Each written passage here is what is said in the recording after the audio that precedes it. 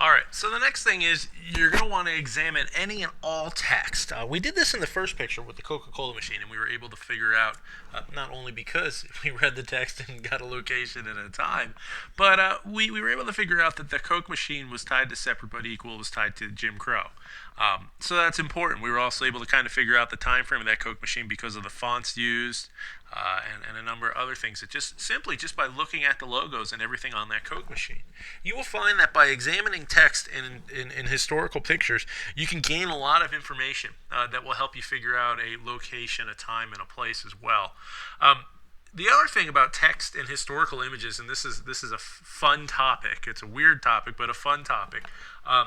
Text and historical images. Think wartime propaganda. Think World War II.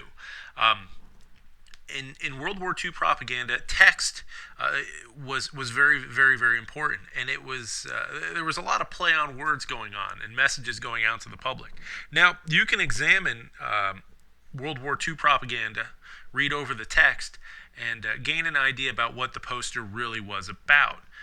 On your EOC, you might encounter some World War II propaganda, and then you'll have to evaluate what the poster is actually saying. So what we're going to do here is we're going to go over some propaganda posters. We're going to analyze the text and the historical contrast of World War II, and see what we come up with, so we can gain a better idea about what the poster is about. The first one right there, over here on the left. We'll go left to right. Let me grab the right mouse. The first one on the left, we got some children playing, some American children playing with the words, "Don't let that shadow touch them, buy war bonds." Well, we know this poster is about war bonds. The shadow is obviously the swastika from the Nazi Party, and we have some American children playing in, looks like a park, looking over at the shadow that's coming towards them. How did we arrive at this conclusion at first? Well, let's take a look. U.S. flag, children at play, swastika emblem in the back for the shadow, and buy war bonds. So in order for us to actually analyze this cartoon, we have to know, one, what are war bonds? Okay, if we don't know what war bonds are, we're probably not going to be able to figure this out. War bonds were basically a bond that people in the United States can buy into to help fund the war.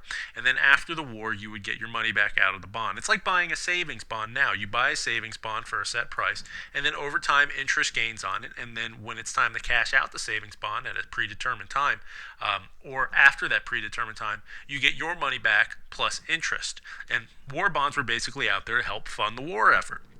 So this poster is telling people to fund the war effort, striking fear into the hearts of them because they don't want the Nazis to take over the United States. So what better way to illustrate this than by children playing with the Nazis taking over the United States? Let's go on to the next one.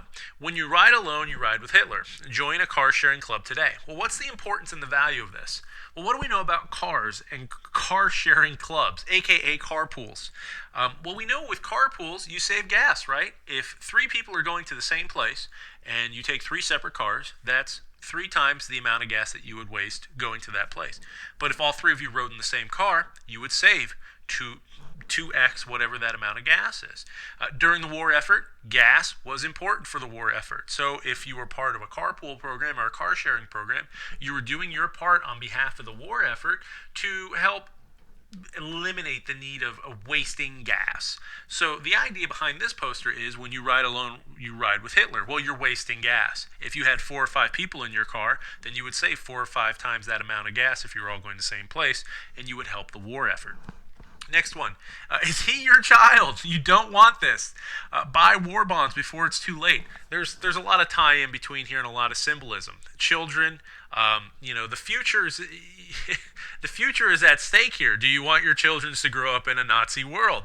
Obviously not. If you don't, buy war bonds so we can fund the war effort, and this won't happen to your children here, and this won't happen to your children here. Needless to say, children were an integral part of the propaganda campaigns of World War II. Let's go down here. Bits of careless talk are pieced together by the enemy. You may have seen the other poster that says loose lips sink ships. The whole point was if you were involved in anything during the war, you didn't want to talk to other people, no matter how small or how big your role was. Simply telling somebody that a shipment is coming in on Tuesday morning at 3 a.m., you don't know who's listening, and that shipment might get sunk before it gets there. Who knows? The possibilities were endless. else. But the point was, no one was to talk about the war effort if you knew anything about the war effort, because you never knew if the enemy was listening in. So that's kind of like an espionage type one. The next one, obviously, being apart from being so racially and culturally insensitive, is go ahead, please take the day off. And the idea behind this one is, if you take the day off, you're not working. If you're not working in a factory, you're not producing stuff for the war effort. So that's less materials that are going towards the war effort. So we have the enemy here, like I said, racially and culturally insensitive, telling us, go ahead, take the day off, please. You're only going to help our war effort, because you're not going to be producing anything for your country's war effort. So this was a motivational poster. Don't take days off. Don't go on vacations. You're at war. You got to keep working to fund the war effort, whether it be through contributing money and buying war bonds, or by producing stuff in factories. Do with less, so they'll have enough. Coffee, okay? Coffee was very, very important to the war effort. If you're a soldier waking up in the morning and you got to go fight a war, you're going to want a cup of coffee, all right? So it kind of ties into the whole rationing of groceries back over here. Do less with more. Victory Gardens was a big tie-in to this. If you were able to grow your own vegetables at home and provide for your family that way, you didn't have to go to the market and buy vegetables. So there were more goods able to go over to the soldiers fighting the war. So that's definitely a good tie-in one. Quiet, know your place, shut your face. Rude, right? But Uncle Sam is telling you to be quiet. Tied in right over here to the bits of careless talk thing. If you knew something and you said it, you never knew who was listening, right? So there's a big tie-in there. And the next one, they've got more important places to go than you. Save rubber, check your tires now. This also ties into rationing gas. A lot of times, too, they retreaded tires back during the war effort. You were able to have your tires retreaded instead of getting new rubber tires. They retreaded them with something else. But it was important, too, that you were always checking your tires properly. You weren't just destroying your cars. You weren't wasting gas. You weren't doing any of these things, because the military effort was more important in the talk of these posters than what was going on at home. Now, certainly they weren't going to be upset if you had to run somebody to the hospital because they were injured, or along those lines. But the idea was, save your rubber, because we need all the rubber over here for tires for the war effort. Save your gas, we need the gas over here.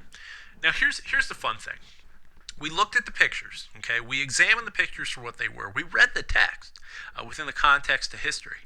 And we were able to get so much historical perspective out of these historical, images based purely off of the text. Well, and the images as well, but based purely off the text. And that's the point. When you examine a historical image for the text, a lot of times, especially with propaganda posters, you're able to see that the text really brings to life the history of the time. Okay, if you didn't have the text there and you just had a Jeep rolling around and no text, it would just be 4 people in a Jeep driving. If you had this one, the quiet, know your place one, you might be able to get the loose lips one. This one up here, without the careless talk thing, you would just think somebody's putting together a puzzle. Yet again, the text makes the image. And the text tells the story of the image, and it helps personify these points in U.S. history, the war at home, so to speak, through these propaganda posters. So it's pretty important to examine any and all texts that appear in the image. So if you remember back to the first video, we looked at the image on the Coke machine. We were able to figure out that was Jim Crow related. We looked at the images in this one.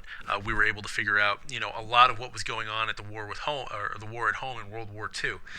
When we looked at the picture with Stalin and Chairman Mao, we looked at the text too to determine that it was a Chinese stamp. It was a stamp somewhere around in China because of the Chinese, language on there. Right? So text is important. We've illustrated this throughout all the pictures. Now, of course, in the Lincoln picture, there really wasn't any text there. Okay? So you kind of had to go a different route. But text, as you've seen through the last 4 videos, is incredibly important to establishing the historical framework from which an image is associated with. So very important to keep in mind text when it comes to your EOC. Examining the text in an image oftentimes can give you a greater idea of the history associated with the image. And it's very, very helpful, especially when it comes to wartime propaganda. So what we'll do is, after this video, you're going to go ahead and we're going to go on to analyzing some more images, taking what we learned with time, location, people, and text, and try to figure out what's going on in some other images just for practice. And by the time you're all done with that, you should be all set to handle any image you see on your U.S. History EOC. So go ahead, continue on to the next video, and we'll meet up again then.